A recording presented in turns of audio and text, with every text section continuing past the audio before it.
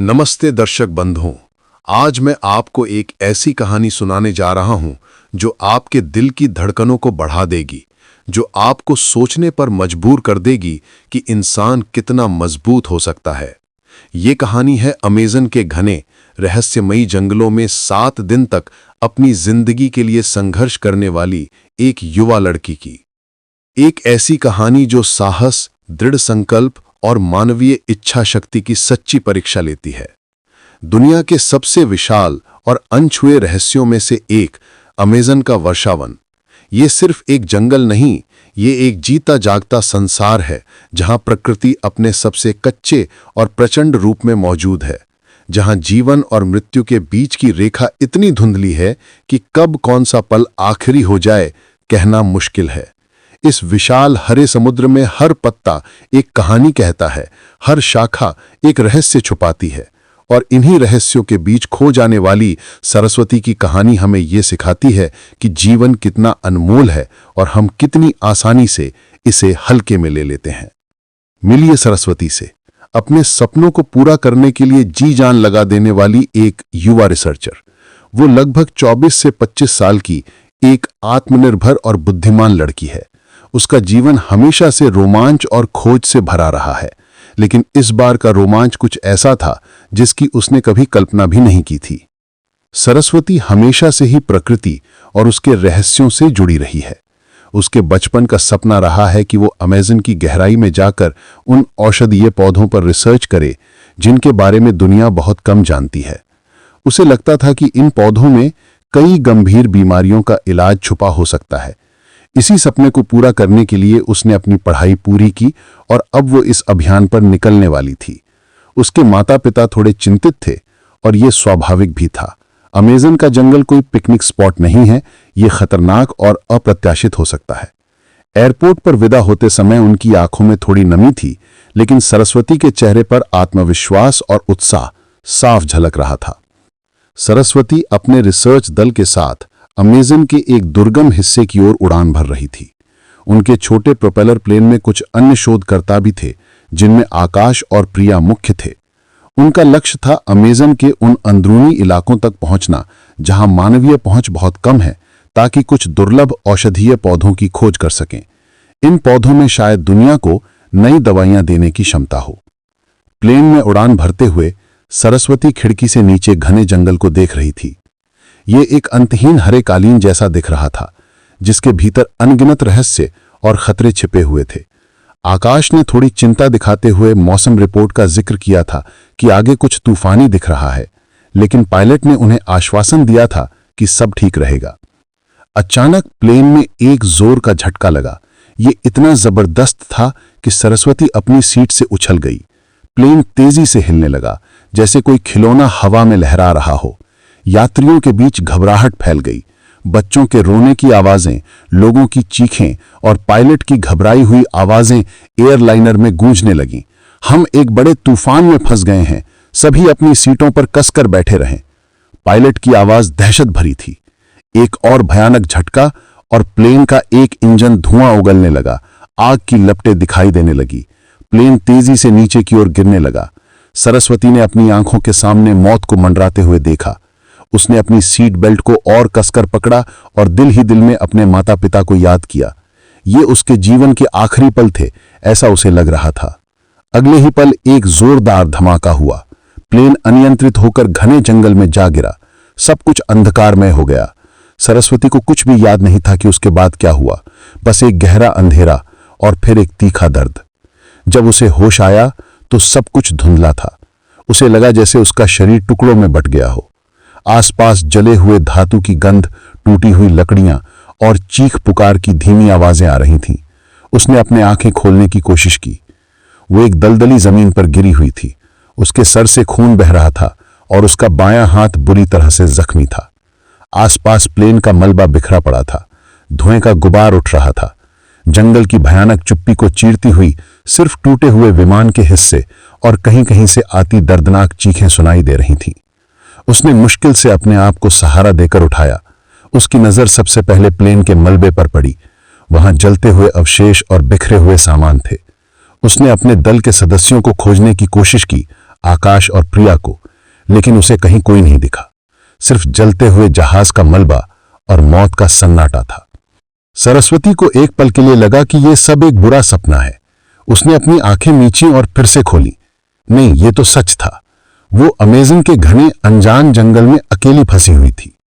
उसके प्लेन का भयानक क्रैश हो चुका था और वो खुद को एक ऐसे स्थान पर पाई थी जहां उसे नहीं पता था कि उसे कहां जाना है या क्या करना है। रात होने वाली थी। सूरज की किरणें घने पत्तों के बीच से मुश्किल से जमीन तक पहुंच पा रही थीं और अब वो भी धीरे धीरे गायब हो रही थी। जंगल में अंधेरा तेजी से बढ़ रहा था। उसे पता था कि रात के समय जंगल और भी खतरनाक हो जाता है। उसने अपने आसपास देखा। सब कुछ हरियाली से भरा हुआ था, लेकिन यह हरियाली उसे शांति नहीं बल्कि एक अजीब सा डर दे रही थी। विशालकाय पेड़ जिनकी ऊंचाई आसमान छू रही थी उसे डरा रहे थे। घनी झाड़ियां जिनमें से होकर गुजरना असंभव सा लग रहा था। उसने अपनी जेब टटोली। किस्मत से उसका छोटा सा इमरजेंसी किट अभी भी उसके पास था, जिसमें एक छोटी टॉर्च, एक कंपास और कुछ प्राथमिक उपचार की दवाएं थीं। उसके पास पानी की एक बोतल भी थी जो आधी खाली थी। पहला कदम क्या हो? सरस्वती ने खुद से पूछा। उसे यह तो पता था कि वो जिंदा है, लेकिन कैसे? ये तो एक चमत्कार ही था। अब उसे जिंदा रहने के लिए लड़ना था। उसके दिमाग में एक ही बात घूम रही थी, उसे यहां से बाहर निकलना है। उसने अपनी टॉर्च जलाई। उसकी हल्की रोशनी में उसने देखा कि उसके आसपास का जंगल कितना घना और डरावना था। अजीबोगरीब आवाजें सुनाई दे रही थीं, कीड़े मकोड़ों की भिनभिनाहट, दूर कहीं से किसी जानवर की दहाड़, पत्तों के सरसराने की आवाज। हर आवाज उसे और डरा रही थी। सरस्वती ने अपने जख्मी हाथ पर प्राथमिक उपचार किया। दर्द तो बहुत था, लेकिन उसे पता था कि उसे मजबूत रहना है। वो अकेली थी और उसे अपनी मदद खुद ही करनी थी। रात और गहरी होती जा रही थी। उसे एक सुरक्षित जगह चाहिए थी। उसने एक बड़े पेड़ के नीचे थोड़ी सूखी जगह देखी जहां वो बैठ सकती थी। उसने अपने आसपास कुछ पत्ते और टहनियां इकट्ठा की ताकि वो खुद को थोड़ा ढक सके। पूरी रात उसे नींद नहीं आई। जंगल की आवाजें उसे सोने नहीं दे रही थीं। हर आहट पर उसे लगता था कि कोई खतरनाक जानवर उसके पास आ रहा है। उसने अपनी टॉर्च को जलते रखा, लेकिन उसकी बैटरी भी ज्यादा देर नहीं चलने वाली थी। उसने मन ही मन प्रार्थना की। उसे नहीं पता था कि अगले पल क्या होगा। यह उसकी जिंदगी की सबसे लंबी और डरावनी रात थी। जब सुबह हुई तो सूरज की पहली किरणें घने पत्तों को चीरकर जमीन पर आईं। ये एक नई सुबह थी, लेकिन सरस्वती के लिए ये एक नई चुनौती लेकर आई थी। उसे पता था कि उसे यहां से बाहर निकलने का रास्ता खोजना होगा। यह सिर्फ पहले दिन की शुरुआत थी। उसे पता नहीं था कि यह सफर कितना लंबा चलने वाला है। अमेज़न का जंगल उसके सामने एक भयानक राक्षस बनकर खड़ा था और उसे इस राक्षस से लड़ना था अपनी जिंदगी के लिए। दर्शक बंधुओं, ये तो बस शुरुआत है। सरस्वती का यह संघर्ष अभी कई मोड़ लेगा। उसे किन किन खतरों का सामना करना पड़ेगा? क्या वो इस विशाल जंगल से बाहर निकल पाएगी? जानने के लिए बने रहिए हमारे साथ इस रोमांचक और दिल दहला देने वाली कहानी में। तो अब तक हमने देखा कि कैसे सरस्वती का विमान अमेज़न के घने जंगलों में दुर्घटनाग्रस्त हो गया। वो अकेली, जख्मी और असहाय उस विशाल और अनजाने जंगल में फंस गई थी। उसने एक बेहद डरावनी रात गुजारी थी। अब सुबह हो चुकी है, लेकिन यह सुबह उसके लिए नई उम्मीद नहीं बल्कि नई चुनौतियों का पहाड़ लेकर आई है। सरस्वती का संघर्ष अभी शुरू हुआ है। सुबह की पहली किरणें जब पत्तों को चीरकर जमीन पर पहुंची तो सरस्वती ने अपनी आंखों में एक नई दृढ़ता महसूस की। डर अभी भी था, लेकिन उसके साथ ही जीने की प्रबल इच्छा भी जागृत हो चुकी थी। उसे पता था कि उसे यहां से निकलना होगा और हर हाल में निकलना होगा। उसने अपने आसपास बिखरे हुए मलबे को फिर से देखा। कोई और जीवित बचा हो इसकी उम्मीद बहुत कम थी। उसका इमरजेंसी किट और आधी भरी पानी की बोतल उसके लिए सबसे कीमती चीजें थीं। कंपास, ये उसके लिए सबसे महत्वपूर्ण उपकरण था। उसे एक दिशा तय करनी थी। उसे यह भी पता था कि विमान दुर्घटना के बाद बचाव दल जरूर उसे ढूंढने की कोशिश करेगा, लेकिन इस घने जंगल में यह कितना मुश्किल होगा, यह सोचकर भी उसका दिल बैठ जाता था। उसने पहले अपने जख्मों को फिर से साफ किया और दवा लगाई। दर्द अभी भी था, लेकिन वो इसे नजरअंदाज करने की कोशिश कर रही थी। उसका पहला लक्ष्य था पानी खोजना। वो जानती थी कि प्यास सबसे पहले मारती है। उसने कंपास निकाला और एक दिशा में चलना शुरू किया। वो जानती थी कि उसे किसी नदी या धारा का पीछा करना होगा, क्योंकि नदियां अक्सर आबादी वाले इलाकों की तरफ ले जाती हैं। लेकिन यह इतना आसान नहीं था। जंगल इतना घना था कि सूरज की रोशनी भी जमीन तक मुश्किल से पहुंच पाती थी। हर तरफ विशाल पेड़, घनी झाड़ियां और अजीबोगरीब वनस्पतियां थीं। उसे हर चीज से डर लग रहा था। हर आवाज उसे किसी खतरे का संकेत दे रही थी। चलते चलते उसे जमीन पर कुछ ताजे फल दिखाई दिए। वो भूखी थी, बहुत भूखी, लेकिन उसे अपनी रिसर्च की पढ़ाई याद आई। अमेज़न में कई फल बेहद जहरीले हो सकते हैं। उसने अपनी जान जोखिम में नहीं डालने का फैसला किया। उसे अभी सुरक्षित भोजन की तलाश थी। पानी की तलाश में वो एक छोटी सी धारा के पास पहुंची। पानी साफ दिख रहा था, लेकिन उसे पता था कि सीधे नदी का पानी पीना खतरनाक हो सकता है। उसमें बैक्टीरिया और परजीवी हो सकते हैं। उसने अपनी इमरजेंसी किट में मिली पानी की कुछ शुद्धिकरण की गोलियां याद आईं। उसने उन गोलियों का इस्तेमाल किया और धैर्यपूर्वक इंतजार किया। हर एक बूंद उसके लिए जीवनदायिनी थी। पानी पीकर उसे थोड़ी राहत मिली, लेकिन भूख अभी भी उसका पीछा कर रही थी। दिन चढ़ता जा रहा था। जंगल में आर्द्रता बहुत ज्यादा थी और उसे पसीना आ रहा था। उसके कपड़े चिपचिपे हो चुके थे। उसका शरीर थकने लगा था, लेकिन वो रुक नहीं सकती थी। उसे आगे बढ़ना था। चलते चलते उसे अचानक जमीन पर कुछ अजीब से पद चिन्ह दिखाई दिए। ये किसी जानवर के पद चिन्ह थे और वे बहुत बड़े थे। सरस्वती के मन में डर बैठ गया। उसे पता था कि अमेज़न में जैगुआर और एनाकोंडा जैसे खतरनाक जानवर होते हैं। उसने अपनी गति धीमी कर दी और ज्यादा सतर्क हो गई। थोड़ी देर बाद उसे एक अजीब सी आवाज सुनाई दी। ये एक तरह की खरखराहट थी जो पत्तों के बीच से आ रही थी। सरस्वती रुक गई। उसकी सांसें तेज हो गईं। उसने अपनी टॉर्च निकाली, जो दिन के उजाले में कम प्रभावी थी, लेकिन फिर भी एक सहारा थी। खरखराहट और तेज होती गई। उसे लगा कि कोई उसकी तरफ आ रहा है। डर के मारे उसकी रूह कांप गई। उसने अपनी हिम्मत बटोरी और धीरे धीरे उस दिशा में देखा जहां से आवाज आ रही थी। अचानक झाड़ियों से एक विशालकाय सांप निकला। ये एक ग्रीन एनाकोंडा था, जो अपनी विशाल देह और चमकदार हरी भूरी खाल के साथ बेहद डरावना लग रहा था। सांप की आंखें सरस्वती पर टिकी थीं। वो शांत था, लेकिन उसकी मौजूदगी ही मौत का संदेश दे रही थी। सरस्वती की सांसें अटक गईं। वो हिल भी नहीं पा रही थी। उसका शरीर डर से सुन्न हो गया था। उसे पता था कि एनाकोंडा बेहद खतरनाक होते हैं और अपने शिकार को कसकर जकड़कर मार डालते हैं। उसके पास बचने का कोई रास्ता नहीं दिख रहा था। सांप धीरे धीरे उसकी ओर सरकने लगा। उसकी धीमी गति और भी डरावनी थी। सरस्वती ने अपनी आंखें बंद कर लीं। उसे लगा कि ये उसका अंत है। अचानक पास के पेड़ से एक तेज ऊंची चीख की आवाज आई। ये एक बड़े बंदर की चीख थी। बंदर तेजी से पेड़ की शाखाओं पर उछलते हुए भागा। उस चीख से एनाकोंडा का ध्यान भटका। सांप एक पल के लिए रुक गया और फिर धीरे धीरे दूसरी दिशा में सरक गया, शायद उस बंदर का पीछा करने के लिए। सरस्वती ने धीरे धीरे अपनी आंखें खोलीं। सांप जा चुका था। उसे अपनी आंखों पर विश्वास नहीं हो रहा था। वो बच गई थी। ये एक चमत्कार था। उसका शरीर पसीने से लथपथ था और उसका दिल जोरों से धड़क रहा था। ये अनुभव इतना भयानक था कि उसे लगा कि वो तुरंत वहीं गिर पड़ेगी, लेकिन उसे पता था कि उसे मजबूत रहना है। जंगल में एक पल की भी लापरवाही जानलेवा हो सकती है। उसने खुद को थोड़ा संभाला और उस जगह से तेजी से दूर हटने लगी जहां उसने उस भयानक सांप को देखा था।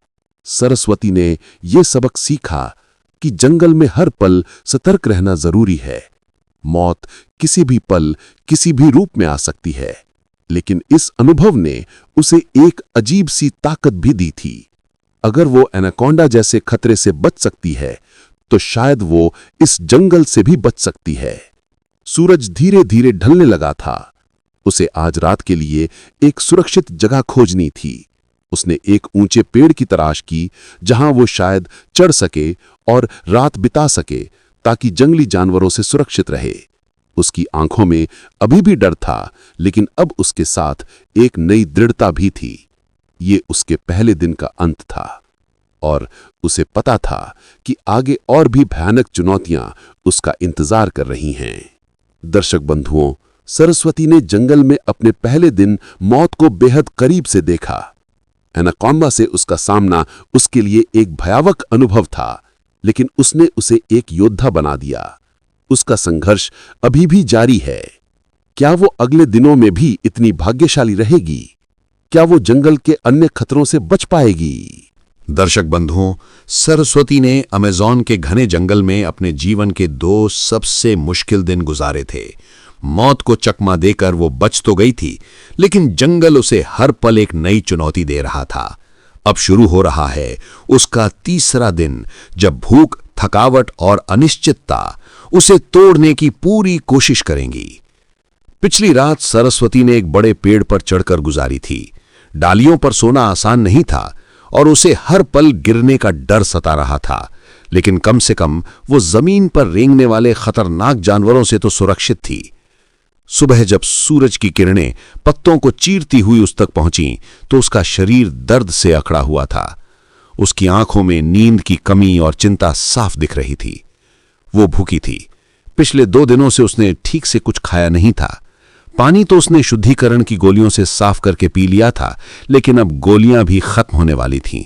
उसे भोजन और पानी दोनों की तुरंत जरूरत थी। पेड़ से नीचे उतरकर उसने फिर से कंपास निकाला और अपनी दिशा तय की। वो अभी भी किसी नदी के किनारे को खोजने की कोशिश कर रही थी, क्योंकि उसे उम्मीद थी कि नदी ही उसे सभ्यता की ओर ले जाएगी। लेकिन जंगल इतना घना था कि चलना बेहद मुश्किल था। हर तरफ जहरीले कीड़े, अजीबोगरीब पौधे और दलदली जमीन थी। उसे हर कदम पर बेहद सावधान रहना पड़ रहा था। चलते चलते उसे कुछ बेरी के पेड़ दिखाई दिए। उसने अपनी रिसर्च याद की। अमेज़न में कई बेरी जहरीली होती हैं, लेकिन कुछ खाने लायक भी होती हैं जिन्हें स्थानीय लोग खाते हैं। उसने बहुत ध्यान से एक बेरी को देखा जिसे वो पहचानती थी कि वो खाने योग्य हो सकती है। फिर भी उसने सावधानी बरतते हुए एक बहुत छोटी मात्रा चखी। जब उसे कोई बुरा स्वाद या तुरंत कोई प्रतिक्रिया महसूस नहीं हुई तो उसने कुछ और खाई। ये बेरी मीठी नहीं थी, लेकिन उन्होंने उसकी भूख को थोड़ा शांत किया। ये एक छोटी सी जीत थी, लेकिन इस पल में ये बहुत मायने रखती थी। जैसे जैसे दिन चढ़ता गया, सरस्वती को गर्मी और उमस से जूझना पड़ा। उसके कपड़े पसीने से भीग चुके थे और उसकी त्वचा पर छोटे छोटे कीड़े काटने लगे थे। उसने अपने इमरजेंसी किट से कीट पतंगों से बचाने वाली क्रीम लगाई, लेकिन उसका असर भी सीमित था। दोपहर होते होते उसे एक अजीब सी आवाज सुनाई दी। ये एक तरह की चहचहाहट थी, लेकिन बेहद तेज और संगठित। उसने अपनी नजरों को आवाज की दिशा में घुमाया। वहां उसने पेड़ों पर अनगिनत बंदरों को देखा। ये कैपुचिन बंदर थे जो बड़े समूह में थे। वे एक पेड़ से दूसरे पेड़ पर कूद रहे थे और जोर जोर से चिल्ला रहे थे। सरस्वती को थोड़ी देर के लिए लगा कि ये बंदर उसे नुकसान पहुंचा सकते हैं, लेकिन वे उसकी तरफ ध्यान नहीं दे रहे थे। वे अपने खेल में मग्न थे। उसने देखा कि वे कुछ फल खा रहे थे। उसने ध्यान से देखा कि वे कौन से फल थे। वो समझ गई कि ये फल सुरक्षित होंगे क्योंकि बंदर इन्हें खा रहे थे। ये एक महत्वपूर्ण सीख थी। उसने उन फलों में से कुछ को जमीन पर गिराने की कोशिश की, लेकिन बंदरों ने उसे दूर भगा दिया। हार मानकर उसने आगे बढ़ना शुरू कर दिया। उसे यह एहसास हुआ कि जंगल में उसे सिर्फ खतरों से ही नहीं, बल्कि भोजन के लिए भी संघर्ष करना होगा। तीसरे दिन की शाम होने वाली थी। सरस्वती को अब बहुत ज्यादा थकावट महसूस हो रही थी। उसका शरीर जवाब देने लगा था, लेकिन उसका मन उसे हार मानने नहीं दे रहा था। उसने आज भी एक सुरक्षित जगह की तलाश की और एक विशाल पेड़ की जड़ों के बीच थोड़ी जगह बनाई जहां वे रात बिता सके। उसने अपने बचे हुए पानी का एक छोटा घूंट लिया और सो जाने की कोशिश की। चौथे दिन की सुबह सरस्वती के लिए और भी मुश्किल थी। उसकी प्यास और भूख अब चरम पर थी। पानी की शुद्धिकरण की गोलियां खत्म हो चुकी थीं और उसे ताजा पानी खोजना था। उसके शरीर में ऊर्जा बहुत कम बची थी। हर कदम उठाना उसे एक पहाड़ चढ़ने जैसा लग रहा था। उसे अपने घर की याद आने लगी, अपने माता पिता, अपना आरामदायक बिस्तर, ताजा खाना और साफ पानी। उसकी आंखों में आंसू आ गए। उसे लगा कि वो अब और नहीं चल पाएगी। निराशा उसे घेरने लगी थी। लेकिन तभी उसे अपनी मां के शब्द याद आए, कभी हार मत मानना बेटी, तुम मजबूत हो। ये शब्द उसके लिए एक नई प्रेरणा बन गए। उसने अपनी आंखों से आंसू पोंछे और खुद को मजबूत किया। उसे जीना था अपने माता पिता के लिए। उसने फिर से चलना शुरू कर दिया। इस बार उसका लक्ष्य था किसी झरने या बारिश के पानी को इकट्ठा करना। उसने अपने पास के कुछ बड़े पत्ते इकट्ठा किए जिन्हें वो पानी इकट्ठा करने के लिए इस्तेमाल कर सकती थी। लगभग 2 घंटे चलने के बाद उसे एक धीमी सी आवाज सुनाई दी। ये पानी गिरने की आवाज थी। उसकी आंखों में चमक आ गई। वो तेजी से उस आवाज की दिशा में भागी। वहां एक छोटा सा झरना था जहां पानी एक चट्टान से गिर रहा था। पानी साफ दिख रहा था। सरस्वती ने पहले अपने हाथों से पानी पिया और फिर उन पत्तों में पानी इकट्ठा किया जो उसने लाए थे। पानी पीकर उसे तुरंत एक नई ऊर्जा महसूस हुई। ये उसके लिए अमृत के समान था। पानी पीने के बाद उसे भोजन की तलाश करनी थी। उसे याद आया कि कैसे बंदरों ने कुछ फल खाए थे। उसने उसी तरह के पेड़ों की तलाश की और कुछ ऐसे फल पाए जो खाने योग्य लगते थे। उसने सावधानीपूर्वक उन्हें खाया। ये एक छोटी सी जीत थी जिसने उसे यह एहसास कराया कि प्रकृति में भी जीवित रहने के तरीके हैं। दिन चढ़ता जा रहा था। सरस्वती अब पहले से ज्यादा सतर्क हो गई थी। उसे जंगल के हर कोने में खतरा नजर आता था। उसने पत्थरों पर उगने वाली कुछ काई और कवक भी देखे, लेकिन उसे पता था कि इनमें से कई जहरीले होते हैं। उसने उन्हें हाथ भी नहीं लगाया। दोपहर में उसे अचानक जमीन पर कुछ अजीबोगरीब निशान दिखाई दिए। ये किसी इंसान के पदचिन्ह थे। सरस्वती को अपनी आंखों पर विश्वास नहीं हुआ। क्या वो अकेली नहीं थी? क्या यहां कोई और भी था? एक पल के लिए उसे खुशी हुई कि शायद कोई बचाऊ दल उसे ढूंढने आया हो, लेकिन फिर उसे याद आया कि अमेज़न में कुछ जनजातियां बाहरी लोगों से मिलना पसंद नहीं करती और कभी-कभी वे हिंसक भी हो सकती हैं। उसे नहीं पता था कि ये पद चिन्ह किसके थे। उसने उन पद चिन्हों का पीछा करना शुरू किया, लेकिन बेहद सावधानी से। उसे ये जानना था कि वे कहां जा रहे थे। पद चिन्ह उसे और भी घने जंगल की ओर ले जा रहे थे। उसके दिल की धड़कनें तेज हो गईं। क्या यह सही फैसला था? क्या वो खतरे की ओर बढ़ रही थी? शाम होने वाली थी। पद चिन्ह एक छोटे से रास्ते में बदल गए थे जो घनी झाड़ियों से होकर गुजर रहा था। सरस्वती को अब और भी ज्यादा डर लगने लगा था। उसे लगा कि वो किसी अनजान खतरे की ओर बढ़ रही है। उसने रुकने का फैसला किया। अंधेरा होने वाला था और वो अनजान लोगों से रात के समय नहीं मिलना चाहती थी। उसने आज भी एक सुरक्षित जगह तलाशी और एक गुफा जैसी जगह में छिप गई जहां वो रात बिता सके। उसे पता था कि उसे आज रात भी नींद नहीं आने वाली थी। उन पद चिन्हों ने उसके मन में एक नई चिंता पैदा कर दी थी। क्या वे दोस्त थे या दुश्मन? ये सवाल उसे पूरी रात परेशान करता रहा। क्या ये पद चिन्ह उसे किसी तरह की मदद की ओर ले जाएंगे या वे उसे एक नए खतरे में डाल देंगे? दर्शक बंधुओं, अब तक सरस्वती ने अमेज़न के उस अथाह जंगल में 4 दिन बिता लिए थे। भूख, प्यास, जख्म और लगातार मौत का साया उसके पीछे था, लेकिन अब उसके सामने एक नई चुनौती थी। वे अनजान पद चिन्ह जो उसने चौथे दिन देखे थे। क्या वे पद चिन्ह उसे बचा लेंगे या किसी नए खतरे की ओर ले जाएंगे? आइए जानते हैं उसके 5वें और 6ठे दिन के संघर्ष की कहानी। चौथी दिन की रात सरस्वती ने एक छोटी सी गुफा में बिताई थी, लेकिन उन अनजान पद चिन्हों के बारे में सोचकर उसे नींद नहीं आई थी। सुबह जब उजाला हुआ तो उसने अपनी हिम्मत बटोरी और फिर से उन पद चिन्हों का पीछा करना शुरू कर दिया। उसके मन में डर और उत्सुकता दोनों थीं। उसे उम्मीद थी कि शायद ये पदचिन्ह किसी गांव या बस्ती की ओर ले जाएं। वे धीरे धीरे आगे बढ़ रही थी, हर तरफ ध्यान दे रही थी। जंगल सुबह के समय भी उतना ही रहस्यमयी और घना लग रहा था। पक्षियों की आवाजें तेज थीं और हवा में फूलों और मिट्टी की अजीब सी गंध फैली हुई थी। चलते चलते उसे दूर से धुआं उठता हुआ दिखाई दिया। उसकी आंखों में चमक आ गई। धुआं मतलब आग, आग मतलब इंसान। वो अपनी सारी शक्ति बटोरकर उस दिशा में भागी। उसकी उम्मीद अब आसमान छू रही थी। जैसे जैसे वो पास पहुंची, उसे आवाजें सुनाई देने लगीं। ये इंसानों की आवाजें थीं, लेकिन एक ऐसी भाषा में जो उसने पहले कभी नहीं सुनी थी। उसने धीरे से झाड़ियों के पीछे से झांका। वहां एक छोटा सा गांव था, कच्चे घरों से बना, जिसके बीच में एक आग जल रही थी। कुछ लोग आग के पास बैठे हुए थे और कुछ बच्चे खेल रहे थे। ये अमेज़न के आदिवासी लग रहे थे, जिनकी त्वचा गहरी और चेहरे पर ट्रेडिशनल पेंटिंग थी। उनके कपड़े भी स्थानीय जड़ी बूटियों से बने हुए थे। सरस्वती को एक पल के लिए डर लगा। उसने अपनी पढ़ाई में पढ़ा था कि कुछ जनजातियां बाहरी लोगों से मिलना पसंद नहीं करती और कभी-कभी वे हिंसक भी हो सकती हैं। लेकिन वो इतनी ज्यादा थक चुकी थी और हताश थी कि उसके पास कोई और विकल्प नहीं था। उसे मदद चाहिए थी। उसने धीरे से झाड़ियों से बाहर निकली।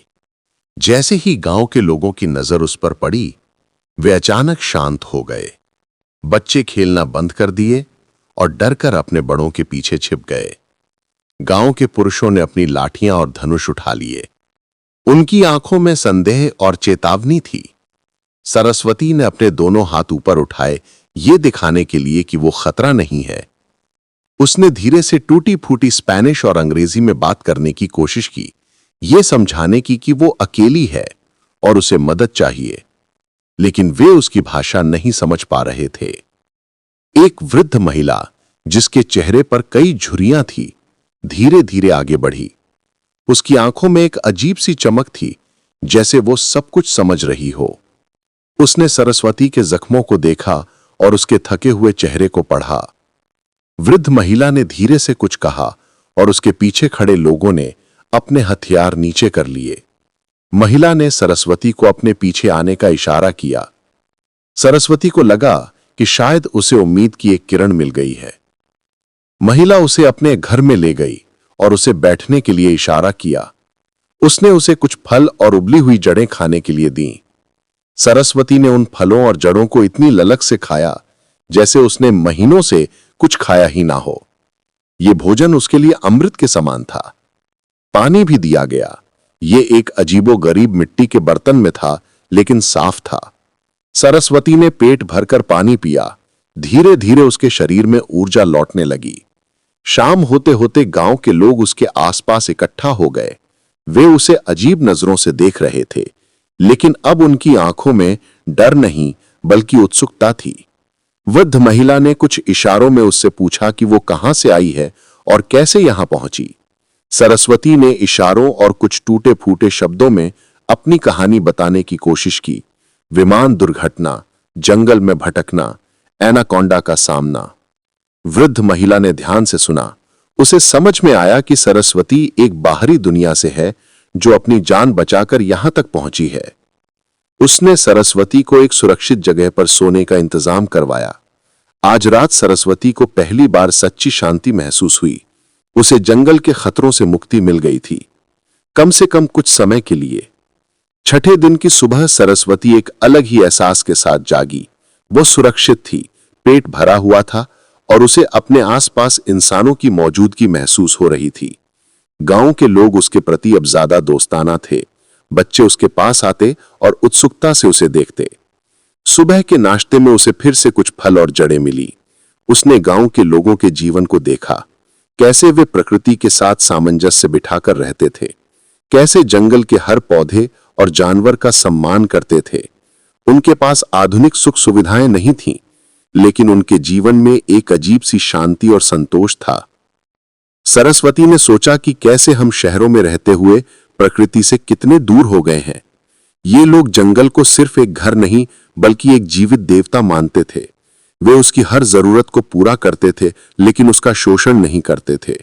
ये उसके लिए गहरा सबक था। दोपहर में वृद्ध महिला सरस्वती के पास आई। उसने कुछ स्थानीय जड़ी बूटियों से उसके जख्मों पर लेप लगाया। ये लेप बहुत असरदार था और सरस्वती को दर्द में काफी राहत मिली। महिला ने इशारों में उसे समझाया कि वो उसे जंगल से बाहर निकलने का रास्ता ढूंढने में मदद करेगी। गांव के कुछ युवा पुरुषों को इकट्ठा किया गया। वे धनुष, बाण और लाठियों के साथ तैयार थे। वृद्ध महिला ने उन्हें एक दिशा में जाने का इशारा किया और सरस्वती को उनके साथ जाने के लिए कहा। सरस्वती उन आदिवासियों के साथ जंगल के भीतर फिर से चलने लगी। ये चलना पहले से बहुत अलग था। अब उसके पास गाइड थे जो जंगल के हर रास्ते, हर पौधे और हर जानवर को जानते थे। वे इतनी आसानी से घने जंगल में चल रहे थे जैसे वे अपने घर में चल रहे हों। उन्होंने उसे जंगल के कई रहस्य दिखाए। कौन से पौधे खाने योग्य हैं, कौन से जहरीले हैं, कौन सी नदियां सुरक्षित हैं और किन जगहों से बचना चाहिए। सरस्वती को महसूस हुआ कि वो सिर्फ एक रास्ता नहीं ढूंढ रही थी, बल्कि जंगल को एक नए सिरे से सीख रही थी। पूरे दिन वे चलते रहे। शाम होते होते उन्हें एक बड़ी नदी के किनारे पहुंचना था। ये नदी अमेज़न की मुख्य धाराओं में से एक थी। आदिवासियों ने उसे समझाया कि इस नदी के जरिए वो अंततः सभ्यता तक पहुंच सकती है। जब वे नदी के किनारे पहुंचे तो सूरज ढल रहा था। नदी का विशाल फैलाव और उसकी शांत धारा सरस्वती को एक नई उम्मीद दे रही थी। आदिवासियों ने उसे एक छोटी सी नाव की ओर इशारा किया, जिसे उन्होंने पत्तों और लकड़ी से बनाया था। वृद्ध महिला ने सरस्वती को गले लगाया। उसकी आंखों में एक अजीब सी चमक थी, जैसे वो उसे अपनी बेटी रहे हो। उसने सरस्वती को कुछ सूखे फल और मछली दी ताकि वो अपनी यात्रा जारी रख सके। उसने इशारों में समझाया कि नदी उसे सही दिशा में ले जाएगी। सरस्वती ने उन सभी आदिवासियों को धन्यवाद दिया। उसके पास शब्द नहीं थे, लेकिन उसकी आंखों में कृतज्ञता थी। उसने उस छोटी सी नाव में कदम रखा। ये एक मुश्किल अलविदा था। इन लोगों ने उसकी जान बचाई थी, उसे जीवन का एक नया दृष्टिकोण दिया था। अब वो नदी के रास्ते सभ्यता की ओर बढ़ रही है। लेकिन दर्शकों, क्या अब भी उसकी यात्रा इतनी आसान होगी? क्या वो 7वें दिन अपनी मंजिल तक पहुंच पाएगी, या जंगल अब भी उसके लिए कुछ और परीक्षाएं लेकर बैठा है? दर्शक बंधुओं, अब हम सरस्वती के उस अविश्वसनीय सफर के अंतिम पड़ाव पर पहुंच गए हैं। उसने अमेज़न के घने जंगल में 6 दिन बिताए हैं। हर पल मौत को चकमा दिया है।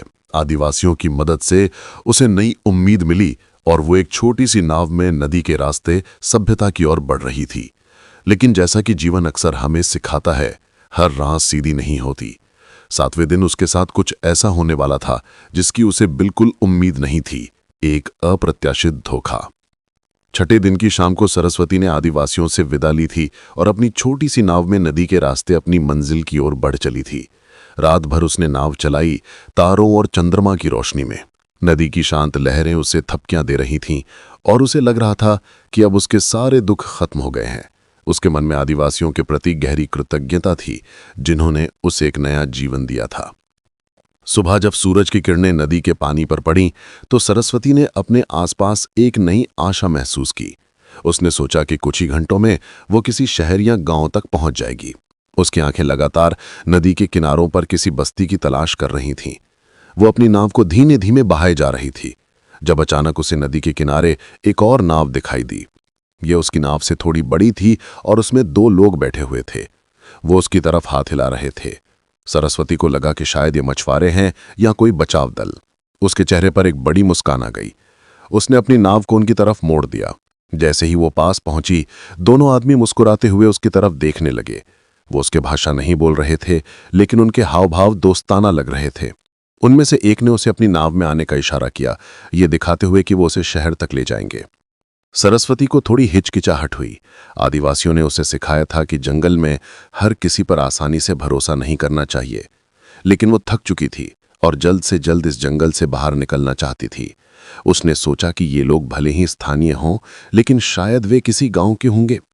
उसने अपनी छोटी नाव को उनकी नाव से बांधा और उनके नाव में चढ़ गई। दोनों आदमी मुस्कुराए और नाव को तेजी से चलाना शुरू कर दिया। सरस्वती को लगा कि उसकी परेशानियां खत्म हो गई हैं, वो जल्द ही अपने घर पहुंच जाएगी। लेकिन थोड़ी देर बाद उसे कुछ अजीब सा महसूस हुआ। वे जिस दिशा में जा रहे थे वो उसे शहर की ओर नहीं बल्कि और गहरे जंगल की ओर लग रही थी। उसने इशारों में उनसे पूछा कि वे कहाँ जा रहे हैं। दोनों आदमी एक दूसरे की तरफ देखकर मुस्कुराए, लेकिन ये मुस्कुराहट बहुत भयानक थी। उनकी आंखों में लालच और कपट साफ दिख रहा था। उनमें से एक ने अचानक उसके पास रखा हुआ छोटा सा इमरजेंसी किट छीन लिया और दूसरा उसके सोने का लॉकेट खींचने लगा जो उसकी गर्दन में था। सरस्वती को अपनी आंखों पर विश्वास नहीं हुआ। ये लोग मछुआरे नहीं बल्कि बदमाश थे। वो उसे लूट रहे थे। उसके दिल की धड़कनें तेज हो गईं। उसे लगा कि वो अब तक के सबसे बड़े खतरे में फंस गई है। उसने चिल्लाने की कोशिश की, लेकिन एक आदमी ने उसके मुंह पर हाथ रख दिया। वो उसकी छोटी नाव से सारा सामान निकालकर फेंकने लगे। उसके पास कुछ भी नहीं बचा। वो बिल्कुल असहाय थी। उसे लगा कि ये लोग उसे मारकर नदी में फेंक देंगे। उसकी आंखों में आंसू आ गए। आदिवासियों ने उस पर इतना भरोसा किया था, उसे बचाया था, और अब वो इन धोखेबाजों के हाथों फंस गई थी। उसे अपनी बेवकूफ़ी पर गुस्सा आ रहा था कि उसने उन पर भरोसा क्यों किया। लेकिन सरस्वती हार मानने वाली नहीं थी। उसने 6 दिन तक मौत से लड़ाई लड़ी थी। वो इतनी आसानी से नहीं मरेगी। एक पल के लिए उसने हिम्मत जुटाई। जैसे ही एक आदमी उसका लॉकेट खींचने के लिए झुका, सरस्वती ने अपनी पूरी शक्ति से उसके पेट पर एक जोरदार लात मारी। आदमी दर्द से चीख उठा और थोड़ा पीछे हट गया। दूसरे आदमी का ध्यान भटका। इसी पल का फायदा उठाकर सरस्वती ने तुरंत नाव से नदी में छलांग लगा दी। पानी ठंडा था और तेज धारा थी। सरस्वती तैरना जानती थी, लेकिन नदी की धारा बहुत तेज थी। दोनों आदमी उसे गाली देते हुए उसके पीछे कूद पड़े। वे उसे पकड़ने की कोशिश कर रहे थे। सरस्वती ने अपनी पूरी शक्ति से तैरना शुरू किया। उसे पता था कि उसे इनसे दूर भागना है। वो अपनी जिंदगी के लिए लड़ रही थी। नदी की धारा उसे तेजी से बहाए जा रही थी। बदमाशों को उसकी गति देखकर आश्चर्य हुआ। उसे नहीं पता था कि वो कहाँ जा रही है, बस तैरती जा रही थी। उसे लगा कि वो थककर डूब जाएगी, लेकिन जीने की इच्छा उसे आगे बढ़ा रही थी। थोड़ी देर बाद उसे दूर से किसी नाव की आवाज सुनाई दी। एक बड़ी मोटर बोट उसकी तरफ आ रही थी। बदमाशों ने भी उस नाव को देखा और डर गए। वे जानते थे कि अब उन्हें भागना होगा। उन्होंने सरस्वती का पीछा छोड़ दिया और अपनी नाव की तरफ वापस मुड़ गए, जो तेजी से आगे बढ़ रही थी। मोटरबोट तेजी से सरस्वती की तरफ आ रही थी। उसे लगा कि शायद ये भी बचाव दल है। उसने अपनी पूरी शक्ति से आवाज लगाई। मोटरबोट उसके पास पहुंची और रुक गई। उसमें से कुछ लोग कूदकर पानी में आए और उसे बाहर निकाला। वे बचाव दल के लोग थे और उसकी खोज में निकले थे। सरस्वती को अपनी आंखों पर विश्वास नहीं हुआ। वो बच गई थी। उसने अपनी जिंदगी के सबसे भयानक 7 दिन गुजारे थे और अंततः उसे बचाव दल ने ढूंढ लिया था। उसके शरीर में अब कोई शक्ति नहीं बची थी। वो सिर्फ राहत की सांस ले पाई। बचाव दल ने उसे अपनी नाव में लिटाया और उसे प्राथमिक उपचार दिया। उसे तुरंत पानी और कुछ एनर्जी बार दिए गए। उसने अपने परिवार को याद किया। अब वो घर जा सकती थी। कुछ घंटों की यात्रा के बाद बचाव दल सरस्वती को एक छोटे से शहर में ले आया। वहां पहले से ही उसके माता पिता और कुछ मीडिया कर्मी इंतजार कर रहे थे। जैसे ही सरस्वती ने अपने माता पिता को देखा, वो अपनी सारी शक्ति बटोरकर उनकी ओर भागी और उन्हें गले लगा लिया। उसकी आंखों से खुशी के आंसू बह रहे थे। माता पिता भी उसे देखकर रोने लगे। उन्होंने कभी सोचा नहीं था कि वे उसे फिर से देख पाएंगे। ये एक भावुक मिलन था। मीडिया के कैमरे चल रहे थे, लेकिन सरस्वती को इस बात की कोई परवाह नहीं थी। उसे सिर्फ अपने परिवार के साथ होना था। उसे तुरंत अस्पताल ले जाया गया, जहां उसकी जांच की गई और उसका इलाज किया गया। शारीरिक रूप से वो बेहद थक चुकी थी और कमजोर थी, लेकिन मानसिक रूप से वो पहले से कहीं ज्यादा मजबूत हो चुकी थी। दर्शकों, इसके बाद सरस्वती ने अपनी कहानी दुनिया को सुनाई। जंगल में उसके संघर्ष की कहानी, एनाकोंडा से उसका सामना, आदिवासियों की दया और अप्रत्याशित धोखे से उसका बचना। उसकी कहानी हर जगह फैल गई और वो एक प्रेरणा बन गई। घर लौटने के बाद सरस्वती ने अपना जीवन बदल दिया। उसने अपनी रिसर्च जारी रखी, लेकिन अब उसका दृष्टिकोण बदल चुका था। उसने आदिवासियों से जो सीखा था उसे कभी नहीं भूली। वो प्रकृति के संरक्षण और उन जनजातियों के अधिकारों के लिए आवाज उठाने लगी जिन्होंने उसकी जान बचाई थी। वो अक्सर उन आदिवासियों के गांव जाती, उन्हें जरूरत की चीजें देती और उनके साथ समय बिताती। उसने जंगल के साथ सामंजस्य बिठाकर जीने का महत्व समझा था। उसे पता था कि जंगल सिर्फ एक नागरिक संसाधन नहीं, बल्कि एक जीवंत आत्मा है जिसकी रक्षा करना हमारा कर्तव्य है। दर्शक बंधुओं, सरस्वती की ये कहानी सिर्फ एक जंगल में जिंदा रहने की कहानी नहीं है। ये कहानी है मानवीय इच्छा शक्ति की, साहस की और कभी हार ना मानने की। यह हमें सिखाती है कि अमेज़न जैसे जंगल सिर्फ खतरनाक नहीं होते, वे हमें जीवन के गहरे सबक भी सिखाते हैं। हमें प्रकृति का सम्मान करना चाहिए, ना कि उसका शोषण। चाहे जिंदगी में कितनी भी मुश्किलें क्यों ना जाएं, हमें कभी हार नहीं माननी चाहिए। सरस्वती ने हर पल मौत को देखा, लेकिन उसने लड़ने की इच्छा शक्ति नहीं छोड़ी। जीवन में विवेक से काम लेना बहुत जरूरी है। सरस्वती की कहानी हमें ये भी सिखाती है कि हर किसी पर आंख मूंद कर विश्वास नहीं करना चाहिए। सरस्वती ने अपनी बुद्धिमत्ता और साहस से धोखेबाजों से अपनी जान बचाई। लेकिन इसका मतलब ये नहीं है कि दुनिया में सिर्फ बुरे लोग हैं, क्योंकि अगर बुरे लोग हैं तो अच्छे लोग भी इस दुनिया में हैं। आदिवासियों की दया ने सरस्वती को एक नया जीवन दिया। यह हमें सिखाता है कि मानवता और दयालुता अभी भी जीवित है, और जब हम मौत के करीब होते हैं तभी हमें जीवन का असली मूल्य समझ में आता है। सरस्वती ने अपनी जिंदगी को एक नए सिरे से देखा। सरस्वती की कहानी हमें यह भी याद दिलाती है कि हम कितने भाग्यशाली हैं कि हमें साफ पानी, भोजन और सुरक्षा आसानी से मिलती है।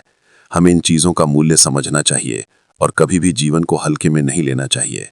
ये कहानी प्रेरणा देती है कि हम अपने सपनों का पीछा करें, लेकिन साथ ही प्रकृति और मानवता के प्रति अपनी जिम्मेदारियों को भी समझें। तो दर्शक बंधुओं, ये थी 7 दिन तक जिंदा रही अमेज़न जंगल में एक लड़की की अविश्वसनीय कहानी। हमें उम्मीद है कि इस कहानी ने आपको सोचने पर मजबूर किया होगा, आपको प्रेरित किया होगा। अब अगर आपको ये कहानी पसंद आई हो तो कृपया इस वीडियो को लाइक करें, हमारे चैनल को सब्सक्राइब करें और अपने दोस्तों और परिवार के साथ इसे शेयर करें। आपके समर्थन से हमें ऐसी और कहानियां बनाने की प्रेरणा मिलती रहेगी। मिलते हैं अगली बार एक और नई और रोमांचक कहानी के साथ। तब तक के लिए सुरक्षित रहिए और जीवन के हर पल को जी भरकर महसूस कीजिए। नमस्कार।